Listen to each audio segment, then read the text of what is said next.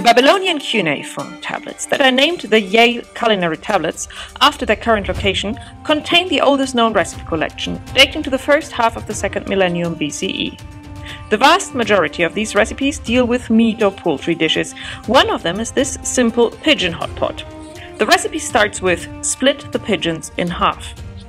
Pigeon soup in Europe has a long tradition as a remedy and a tonic for the sick, and especially for young mothers in childbed.